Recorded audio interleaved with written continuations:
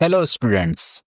आज से हम शुरू करने जा रहे हैं एवोल्यूशन ऑफ ऑपरेटिंग सिस्टम्स, यानी ऑपरेटिंग सिस्टम का आगाज किस तरह हुआ, किस तरह ऑपरेटिंग सिस्टम बहुत ही सिंपल फॉर्म से स्टार्ट हुए और वक्त के साथ साथ इनमें इम्प्रूवमेंट आई और आज ऑपरेटिंग सिस्टम एक कॉम्प्लेक्स फॉर्म में हमारे पास मौजूद है।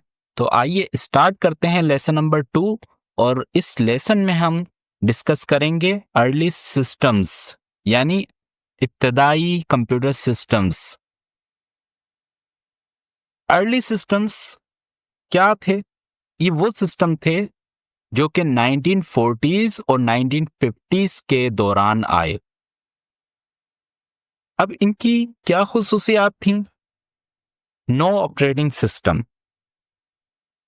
इन कंप्यूटर सिस्टम्स में कोई ऑपरेटिंग सिस्टम नहीं हुआ करता था, यानी अगर यूजर को हार्डवेयर से कोई काम लेना है तो वो हार्डवेयर से डायरेक्टली इंटरेक्शन करता था।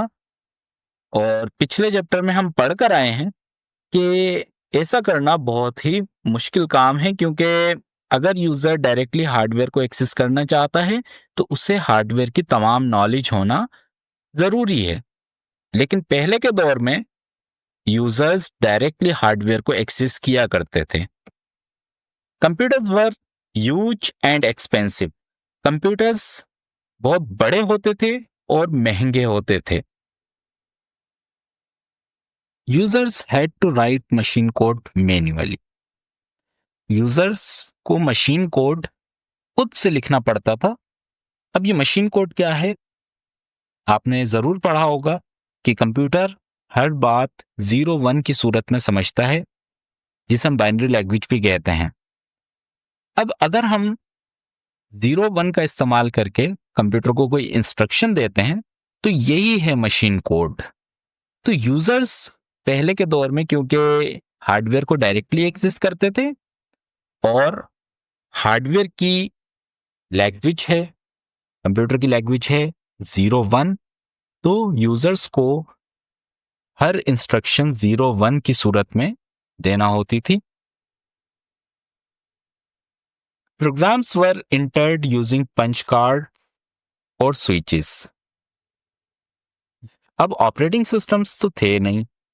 अब प्रोग्राम्स किस तरीके से एंटर किए जाते थे? स्पेशल डिवाइस इस्तेमाल की जाती थी जिसे कहा जाता था पंच कार्ड। ये इनपुट डिवाइस के तौर पे काम करती थी और बहुत ही सादा सी डिवाइस होती थी। और स्विचेस को सेट और रीसेट करके प्रोग्राम्स इनपुट किए जाते थे, एंटर किए जाते थे। ये इमेज आप देख सकते हैं, ये इस दौर का एक कंप्यूटर है जिसका नाम है electronic numerical integrator and computer, यानी ENIAC। यूजर हार्डवेयर से डायरेक्टली इंटरेक्ट करते थे।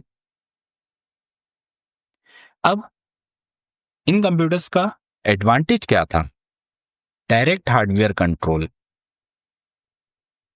अब जब यूजर हार्डवेयर को डायरेक्टली एक्सेस करते थे तो यूजर को हार्डवेयर पर फुल कंट्रोल हासिल होता था। वो जिस तरह के इंस्ट्रक्शन चाहें हार्डवेयर को दे सकते थे और जिस तरह का काम चाहें हार्डवेयर से ले सकते थे। लेकिन ये एडवांटेज डिसएडवांटेज में भी तब्दील हो सकता है, क्योंकि अगर यूजर यूजफुल इंस्ट्रक्शन देगा तो हार्डवेयर को यूजफुल काम करेगा, लेकिन अगर यूजर ने हार्डवेयर को कोई गलत इंस्ट्रक्शन दे दी तो हार्डवेयर मल फंक्शन भी करेगा, यानी सही से काम नहीं करेगा, गलत तरीके से काम करेगा। इसके बाद लिमिटेशंस, यानी हदूद क्या है? Could only handle one job at a time. ये कंप्यूटर्स एक वक्त में सिर्फ एक जॉब को हैंडल कर पाते थे। अब जॉब क्या है? जो भी काम हम कंप्यूटर को देते हैं पहले के दौर में, इसी को जॉब कहा जाता था। और ये कंप्यूटर्स एक वक्त में एक ही काम कर पाते थे, एक ही जॉब परफॉर्म कर पाते थे। यानी अगर एक कंप्यूटर एडिशन परफॉर्म करने के लिए प्रोग्राम किया गया है तो वो एडिशन ही परफॉर्म कर पाता था, कोई दूसरा ऑपरेशन परफॉर्म नहीं कर सकता था। अगर हमने उस कंप्यूटर से सब्ट्रैक्शन परफॉर्म करानी होती थी तो उस कंप्यूटर को रीप्रोग्राम करना पड़ता था, और पहले के दौर में रीप्रोग्राम का मतलब रीवायर करना होता था, यानी कंप्यूटर की वायर्स को डिस्कनेक्ट करके नए तरीके से कनेक्ट करना होता था ताकि वो एक डिफरेंट फंक्शनैलिटी परफॉर्म कर सके। Programs had to be loaded manually using switches, punch cards, etc. अब ये पॉइंट हम पहले ही कवर करके आए हैं कि ऑपरेटिंग सिस्टम नहीं हुआ करता था तो प्रोग्राम्स को यूजर्स मैन्युअली अपलोड करते थे। किस तरीके से? स्विचेस को सेट और रीसेट करके या पंच कार्ड की मदद से। Time consuming and error prone. अब क्योंकि यूजर्स इंस्ट्रक्शन 01 की सूरत में देते थे तो इम्कान यही होता था कि एरर्स आएंगे, और जब एरर्स आते थे उनको तलाश करके रिमूव करना एक टाइम कंज्यूमिंग टास्क हुआ करता था। तो अर्ली सिस्टम्स के बारे में इतना ही। अगर आपको ये वीडियो पसंद आई है तो इसको लाइक कीजिए, अपने फ्रेंड्स के साथ शेयर कीजिए, और अगर अभी तक आपने मेरा चैनल सब्सक्राइब नहीं किया प्लीज मेरे चैनल को सब्सक्राइब कीजिए। अगली वीडियो तक अपना ख्याल रखिएगा। Thank you.